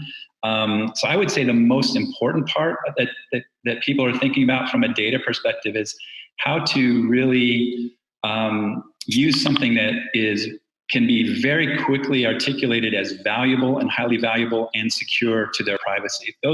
I think that's where you're going to see a tremendous amount of the efforts underway. And we're talking mostly, the only thing I'll say, Charlene, we're talking mostly about kind of our customers who are more enterprise or campus based. Mm-hmm. Then you have the whole other world of retail or higher education where you're not, it's a public environment. And so now you have a whole different set of issues and discussions that are going on where, there's new technologies there that are going to be innovative as well. And, having two just out of college age girls myself, I know that the phone is the most ubiquitous thing. So figuring out how to just track phones is definitely the way to go. Excellent. Well, but they don't actually use the phone to talk to them. They just, text. And yeah, I have a college age son myself, so I know exactly what you're talking about. Yeah, it's really interesting, and I think to your point, I think the smartphone or mobile device is actually going to become an integral part of the way that we not only collect data but also extract it and utilize it on and possibly even a global basis to make sure that we all stay safe from this pandemic and whatever comes down the way afterwards. Interesting stuff. It's a great possession that is so ubiquitous. And again, just a couple things, right? So we're certainly our number one issue at Splunk, right? Because we live in the security world and the cybersecurity world. So privacy is really key. So we understand how people's smartphones are really very sensitive issues. So I think consent of users is going to be a very key issue in making sure that people understand what's being captured, how it's being captured, how it's to their benefit, and what's not, more importantly, right, what's not being, captured. So that level of detail and communication is going to be very critical. Again, flipping it back over to the campus environment, a lot of organizations don't allow their folks to take cell phones into the workplace. So, there's always this balance, which just underscores the issue of, right, there's not a 100% coverage model that you can really look at. And so what we're really looking at to tell our customers is, look, take an inventory of what you have. Do we have good badge data? Do we have this? Maybe you can embellish what you already invested in, and then start to figure out, start to look at what you can see from that information, and then start to figure out where your gaps are, and then make sure you make logical investments that can all just kind of help continue to fill those gaps for both, like you said, the physical side, as well as the operational side of the business. Interesting. I think this is definitely going to be an ongoing conversation as we move into this brave new world that we're now entrenched in. I don't think we're going to be changing too much, and definitely not going back to the way things were. So we'll have to see, I guess. So, but Larry, thank you so much for. Yeah, exactly. So. But thank you very much for taking the time and talking with me about this. It's a fascinating topic, and I'm looking forward to future conversations with you about it. I appreciate your time. Thank you very much. All right, great. Thanks. All right, guys, stick around. We've got lots more TechStrong TV coming up, so stay tuned.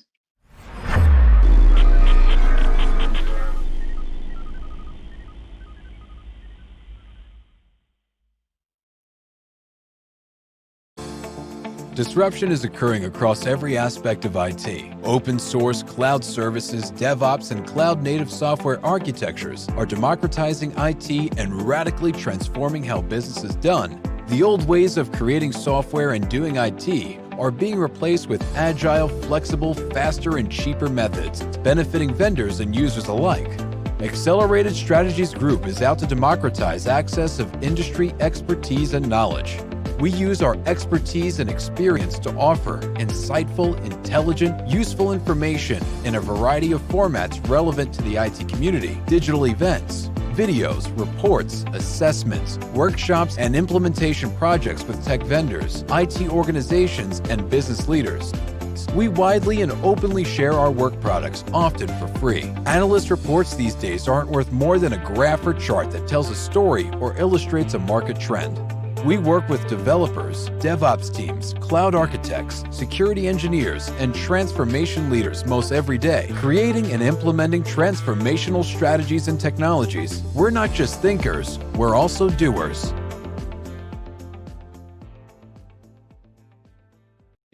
All right, as I mentioned during the news, AppDynamics recently did their Agents of Transformation report.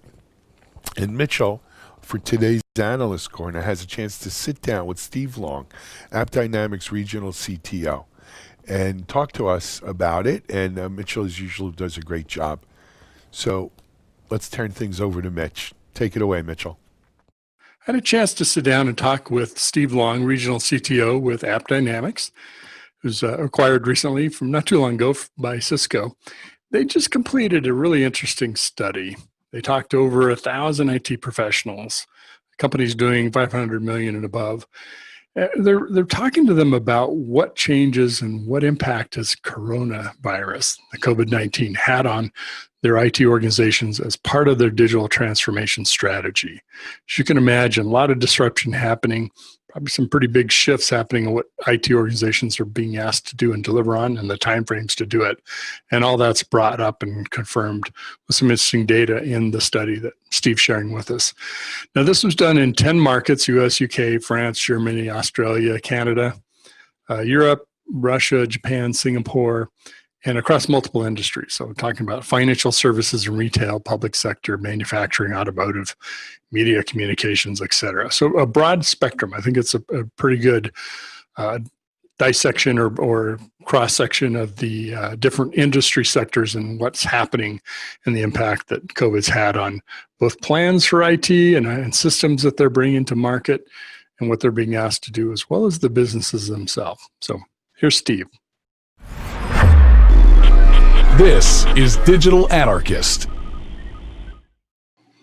Well, I'm joined by Steve Long, Regional CTO with AppDynamics, and we're talking about a new edition of their Agents of Transformation report, the second one they've done. Last one was done in 2018. Good to talk with you, Steve. Great to talk with you too, also. Pleasure to be here. It's good to be talking with you. I know we've had you on the DevOps Chats podcast before, and it's nice to do a video with you. Yeah, no doubt. All doing it via remote, secret locations with the pandemic. Secret, the secret's stored in the sealed mason jar, or whatever the Johnny Carson bit was. Right. So you just finished this report. It came out on May 27th, and it covered the period of April 22nd to May 6th. So this is right smack dab in the middle of COVID lockdown.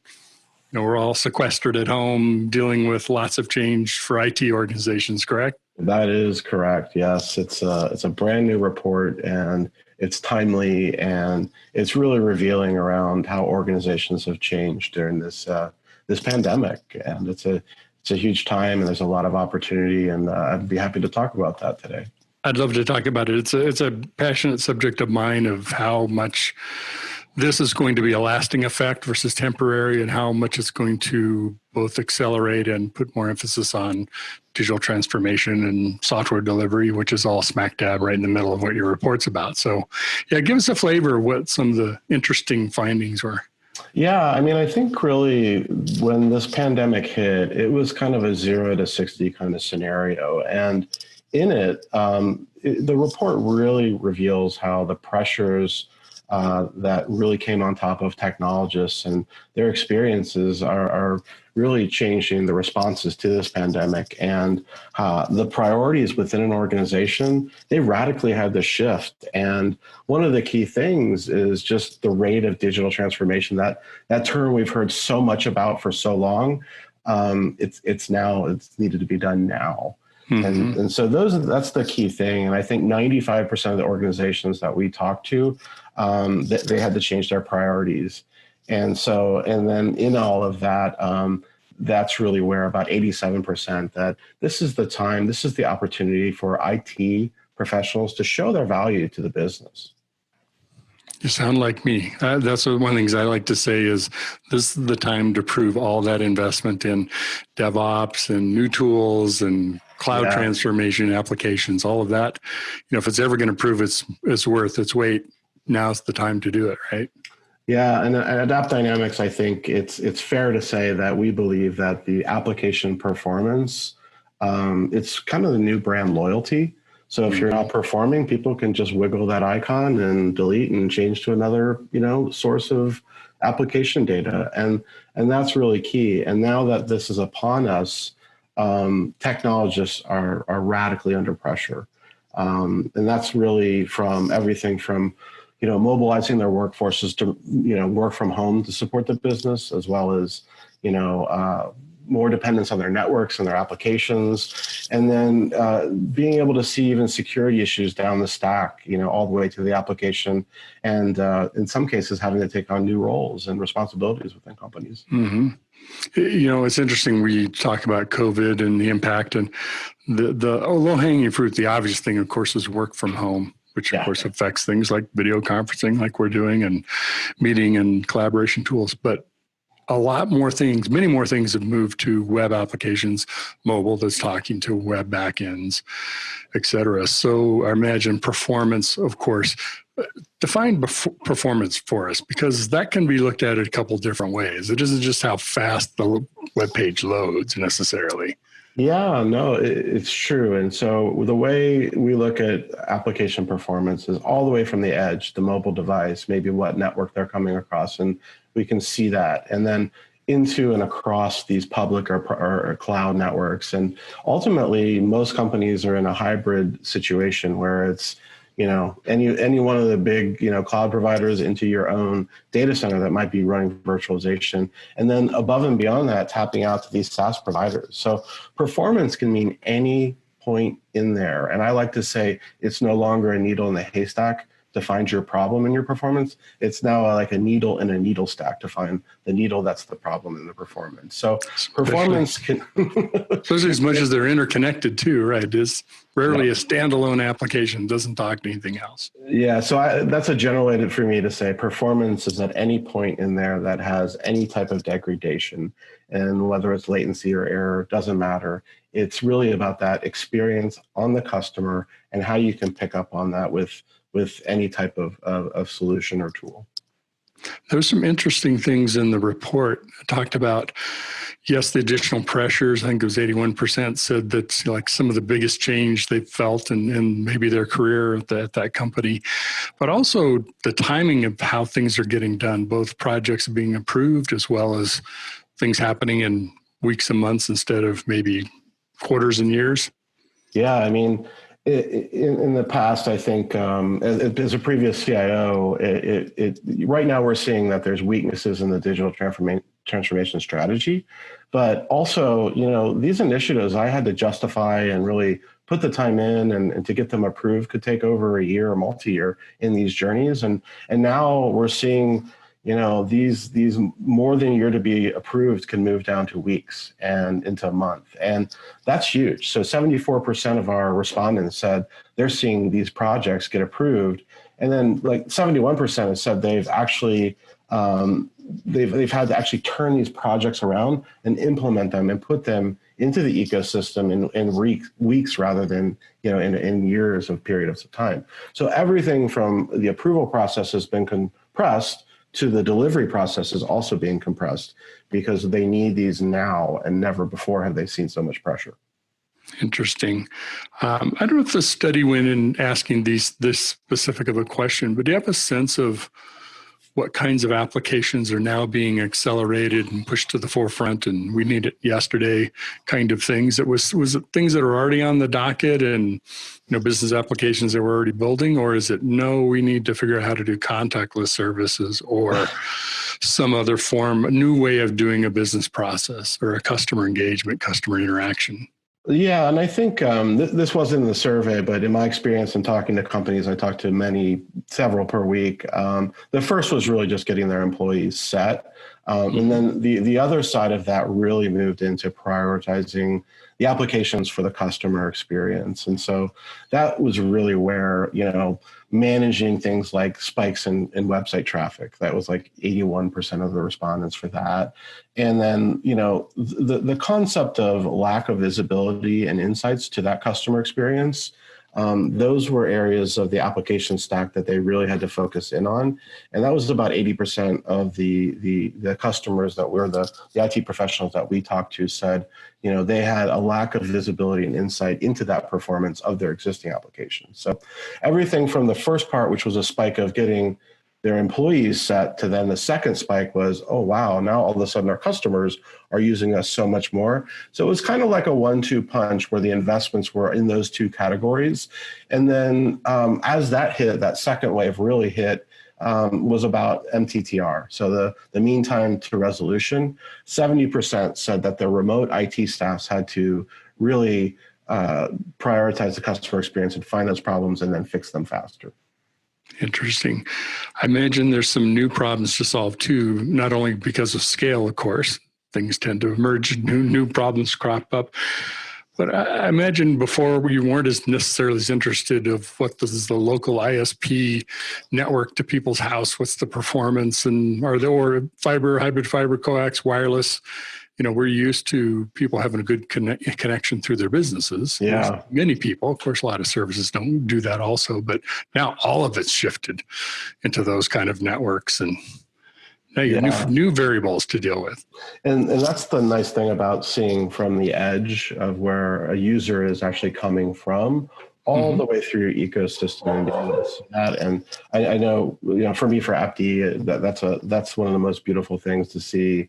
Oh, it's not just, it's all these users, but it's the point of MTTR was really here, maybe in a database query or something else in a, some network routing you had to update. So all those things are being tested. And as the aggregation of people come on, the weak points can really show.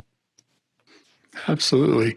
Were there some new needs or problems that arose you identified in the study? I mean, what were you change things on folks and now put more pressure on them, they're going to ask for different stuff or make the other things a priority to get their job done. Yeah, I mean, the fourth kind of really big thing that we found in the study was that the resources and the support from the organization was needed so that you could rebuild or maybe readjust your business and your applications in the right direction. And so with all of that, you've got pressures on the IT staff, you've got support that's needed to really around the customer experience. But when it comes down to having everything done at once, you can't do it all at once. The real key thing we found was 90% of the respondents said that the clear goals and objectives were needed from an organization. So that two-way street. And then the second really key finding was that about 89% responded that real-time data was a point of need. So having data, but not after the fact data to really be able to look at problems and issues was key. And then really some things that we just probably don't really think about, what we take for granted is having some autonomy and accountability was 88% of what the respondents said that they needed from their organizations to be supported. And then the last thing, which I thought was kind of unique, was they wanted the freedom to experiment and take some risks. And in certain situations like that, you really can find solutions by taking a few risks and having the freedom to make some mistakes while then moving your business forward. And these pressures really have really changed how organizations have prioritized, but these are some key things that they needed from support from the businesses that they work within.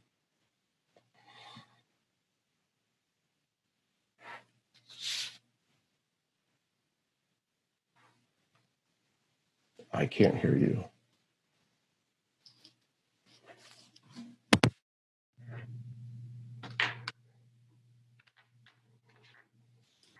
There we go. I'm back. Can you hear me now? Yes. Okay. Sorry about that. A little technical difficulty. Okay. What I was thinking about, Steve, is that oftentimes when you compress something or you shorten the time cycle of when you have to deliver, what you have to deliver, of course, there's shifting priorities too. But you get to a point where you just can't do all the same things just in a shorter period of time. You have to start simplifying, giving more freedoms, less check-in approvals, whatever, maybe a few key points where that happens instead of the normal, let's go through a cost-benefit analysis and have 3 different groups look at it or whatever the process is. So it seems like that clear goals is really a question around what's changed and help me understand what you're really asking me to do, because you want me to deliver fast. Yes, I can experiment and fail fast, but also if time's of the essence, well, when you have a good chance of hitting the target. Yeah, and I think the feedback was that if the professionals get that clear objective and goal, what they found over 80% of the time was that their response from the IT perspective or those IT teams in this pandemic has really positively changed the perception of IT in their particular business. So when you service those kind of resource needs and objective needs from the company for these professionals, you really do get a better perception of IT. And that's why agents of transformation is a concept, is that, in the next 10 years, we really need half of all technologists to be an agent of transformation, looking at the business, helping them look at metrics. And that's why, when you hear that they need clearer goals, once they do that and they can perform, it's a resource that you can't go without ever again, because technology is the lifeblood of most businesses. And that's shifted dramatically, from as long back as we can remember till now, that your phone is the center of your world. And if you use 30 apps in a given day, and one of the first things you do is open up your phone, then these IT professionals, if they can perform, they're the most valuable resource, and they're viewed as a very positive force. In the past, I know that hasn't always been the case. No, I'm sure that there are IT teams that have been looking for some respect, but it's interesting you say that about the mobile phone. I think as we've gradually increased not just the functionality, but the importance and how much you rely on whatever that point where you enter technology. If it's your phone, if it's your computer, your tablet, a kiosk, that's your perception of performance from that point forward. Doesn't matter if it's all way somewhere else in the network or back end system or something going on the device. Yeah. You don't care. It's the whole thing isn't working. The entire stack, as you refer to. Yeah, I mean, the access to data and insights and the ability to make smarter decisions. It's really, it depends on the company to have the right internal structures, the right culture, and really to have close support from the strategic technologists and the IT professionals to make businesses successful. Mm-hmm. And I mean, that's the day of the pandemic right there.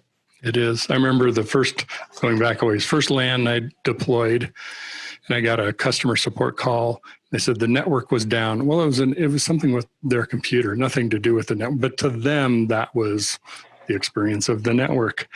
I'm curious, talk a little bit more generally outside of this study, the role of application performance and the data and the insights that you get from doing performance monitoring and MTR analysis data that you might get from that. Is that starting, or has it already moved from sort of an SRE role, operational role, into other parts of the organization? And if so, what ways are others using that data? Yeah, and it's a great question.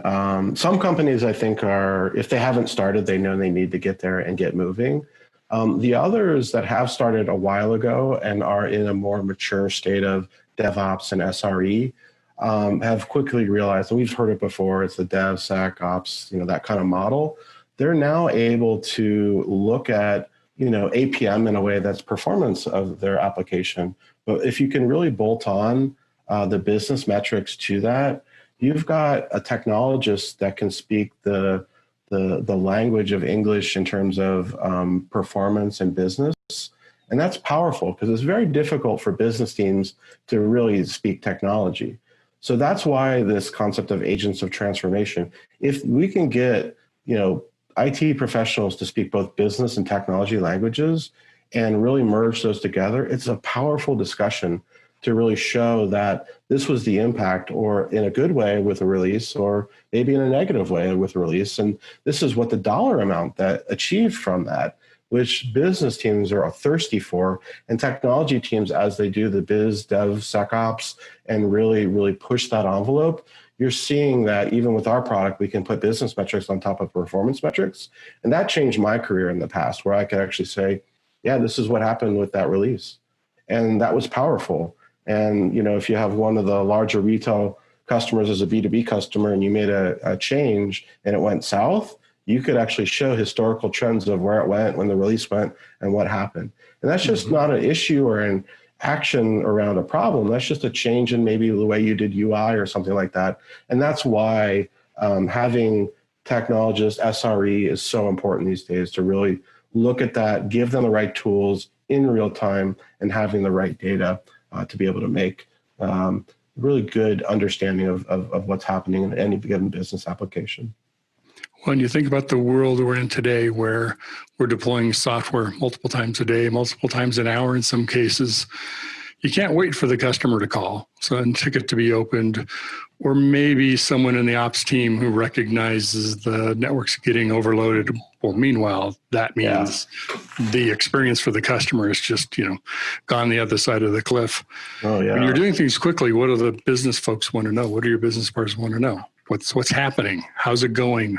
How are the customers doing right now? If you've got real-time data, you can tell them before they ask. Here's how things are going. Implemented this new release, and we have tools like Canary. Right? We can use Canary to test scalability of deployments before they ever have to scale to try to head off. And I would assume APM kind of data is going to be extremely useful for that as well. Yeah, and again, it's you can have a lot of granular data, but if you don't have context of what's happening with, call it the application, that makes it really hard to find and fix problems. And then above that, if you can bolt on business metrics or what kind of money or whatever is happening within the business function is happening on top of that performance, maybe you make something more efficient and execute faster, that could have an uptick in sales or an uptick in time it takes to approve and authorize an insurance policy. So we're really seeing companies using the advantage of having things like our business intelligence on top of performance management, application performance management, being so key. It's a game changer, and it really kind of puts in perspective. There's also a lot of tools, that you can do in the early part of the processes of CI/CD pipelining and code coverage of testing. And we like to bring all that together with our partner program also to really say, no company has one tool, but if you have tools that can work with each other and do it in a way that's going to help your business, and that concept you brought up of SRE and DevOps, it's very powerful, and I think it's a great place to bet and place information to those technologists. And I know that's why we always come back to agents of transformation. Mm-hmm. I wonder too, this is just speculation, with the change in behaviors of customers, go expectations, and the customer experience expectations that we maybe had 6 months ago, they could drastically change. People's reliance of something that's now changed, gone fully digital, let's say if you've done that as your service, or maybe it was already digital, but the amount that it was just as easy to call somebody, and now you don't call the bank, right? Because they're too busy. So that web app, that website better crank and be, humming at a super high performance, or guess what? Your view of that provider, that service provider, bank, or whatever it is going to drop really quick when now that's your only option. Yeah. And that's why I think you look for a partner with any technology you're using that they can actually, especially in this time, it's really about making sure you reach out, you ask them what they need in terms of help and support. And, App Dynamics put out some free products, some consulting for free, and really has deferred payments through the power of Cisco financing to 2021, if they can do that. So those are really key ways that you can look at, enabling the technologists to really look at how, even if your application wasn't hardly used 3 months ago, now it is. It's going to be used. And that's why, you want to look for a partner. You want to really hope that, where you've made investments with companies, that they can step up and do that. And then the teams inside can also step up and take that value and really turn it into something good for companies. We talk about the return to normal. My view is you're never going back to what it was, right? Where there are some lasting effects and changes. It doesn't mean it's completely 180 different, but it's a lot of speculation of what recoveries are going to look like, and are they going to be rolling, or are they going to ramp back up fast? Who knows what's going to happen? Are there some things that you've seen in how business is done, how technology is used, you think are going to be sticky, are going to stay with us past the time period when we're talking about pandemic and in every other sentence?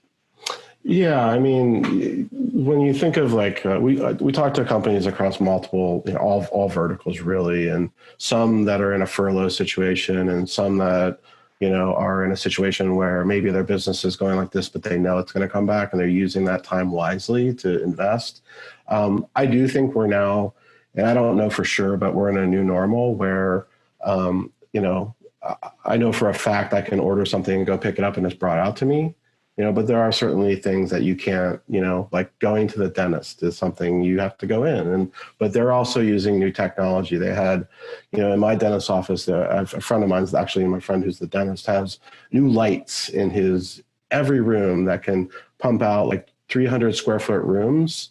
And they're much smaller rooms. So he's got one in every that has UV light in the fan that recirculates the room. So technology is just going to be more heavily used. And, whether it's lighting or disinfectants or, this particular pandemic is really about that.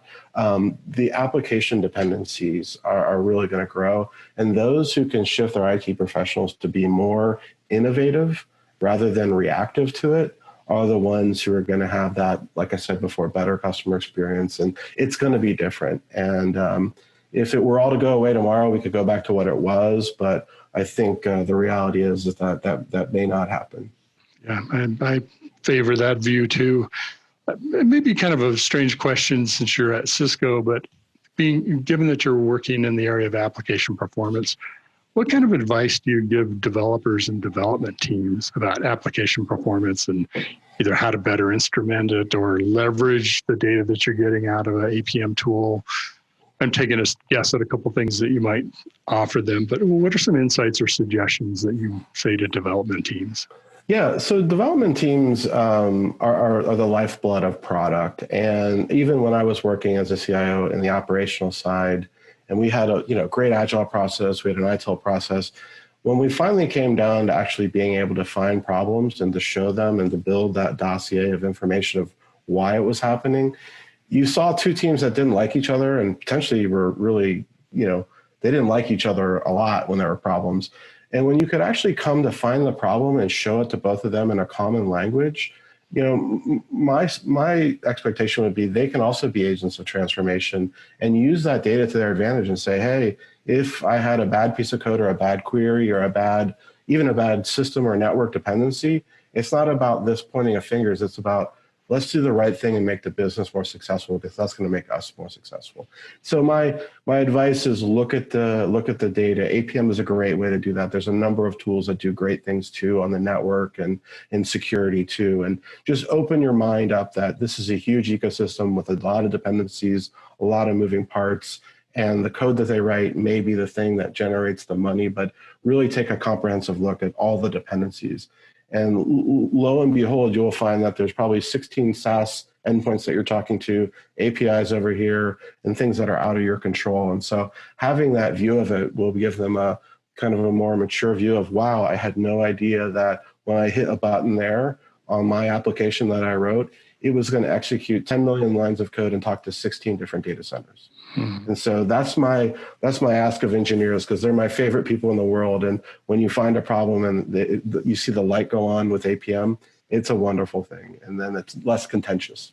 It's like therapy. If we can get away from the days of, oh, I know that phone number. I know another email. I know this is another problem, right? Imagine the conversation if you went to someone and said, hey, there's some data I'd like to look at with you that's concerning me. I want to go through this with you and see if it's something we need to look at versus, hey, you know what? Your application sucks for the 5th time this week. I'm calling again. When you guys going to get that fixed? I'm not operations folks. Don't do that. I'm saying that. But imagine data is kind of a neutralizer, right? It's facts, it's information. And while you might have to dig into it to fully understand what's going on, where the problem is, how to triage it, et cetera, it takes the you versus someone else at least a bit, I think quite a lot away. Customers kind of do that too. When like, well, I don't know who's right, but the customer wins. Well, a lot of times the data wins, right? Yeah, and I actually think that when you see an engineer, like going to your example, come into like a NOC or an operations team with their laptop open and go, hey, I got a problem here. I'm going to be fixing it. Here's the bug. Can you just register it? Because I know you're going to come to me. It's like, oh, thank you. Yeah. Or the other way around. Hey, we've got a network thing and we put the outages up. And then the last one really that, we kind of talked about before is business teams coming in and saying, hey, could you build me a dashboard around this next release that's coming? Because we're going to add this new widget here. And And we're like, yeah, sure. And we get it all ready. And so that's where you begin to move that maturity from reactive to proactive. And as you go up that maturity kind of model that everybody puts one out, Gartner has a nice one, that's a way where you can actually materially see how you're able to make teams work together better. And, I'm passionate about that. I mean, there's some huge insights to gain from APM data combined with SEO, usage-based data, geographic location, all kinds of stuff, especially when you instrument transactions, interactions, and not only performance management, but also the usage kind of tools, analytics for web applications. You can actually watch business journeys and see, a session is created, where do they all go and what happens? And those are valuable, and those are key pieces in App Dynamics we tout. And when you can actually take a customer from a place of, I didn't know they were taking a path through our site this way, and then realizing that's a money business journey, and these are the business transactions. I want this business outcome. You just solved your product or your business team's answer to their question always is, what are they doing and how are they doing it? And they can't see that as technologists or if agents of change. We can show them that. It's a night and day conversation for any business, and it really creates innovation. I think it's at least human nature to kind of use ourselves as the data point. What would we do? Customers wouldn't do that. That's not logical. Someone use our application that way. Guess what? People find innovative ways to either get around problems or innovative ways to use an app or the data in ways you didn't predict. Yeah, so you're not always a good data point for that. I can't say the names, but let's just say there's a couple insurance companies, an airline, and definitely a bank, and showing them their pathing with App Dynamics through their site. And there's a way you can show the thickness of a line shows how many people versus the other lines pathing they went through. They were like, I had no idea that was so important. And we knew it was being used, but then when you compare the map of how it's all flowing together, that really is a game changer. And a lot of times we don't know their business. They know it best. They're like, can you actually put a dashboard on that for us now? Sure. We had no idea either. So all of a sudden, innovation can start from just having that data, especially in real time. There's just no substitute. Well, you had me heading off a wrong path there. I thought you were going to start on a joke about two insurance companies and airlines and a bank went into a bar. And the proverbial.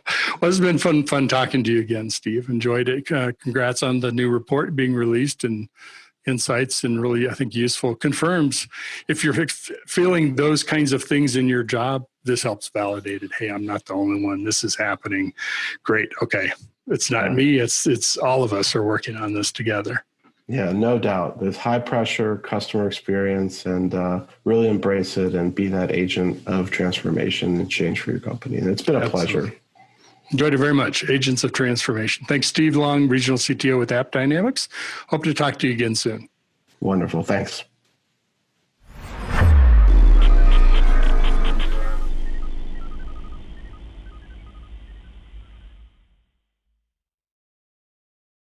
SecurityBoulevard.com is the leading resource for news, analysis, and education on challenges facing the cybersecurity industry. SecurityBoulevard.com covers all aspects of cybersecurity, including data security, DevSecOps, cloud security, application security, network security, security threats, and more.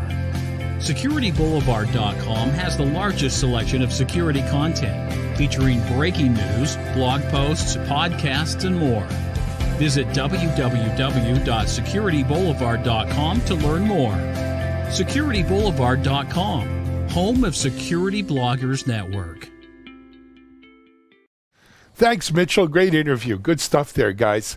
All right. You know what? It's Friday. We're wrapping TechStrong TV. We'll be back here with you on Monday.